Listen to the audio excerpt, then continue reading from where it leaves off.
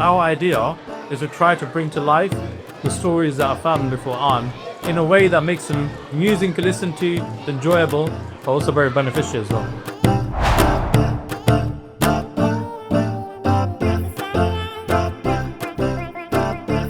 Allah not only wanted to prove to Musa that his staff would turn into a snake, but he wanted to make that miracle strike fear into the hearts of those who were competing against him. As Musa Islam travelled the lands, inshallah ta'ala, the story of Musa Islam is also going to be travelling the UK and will be coming to a city near you, inshallah.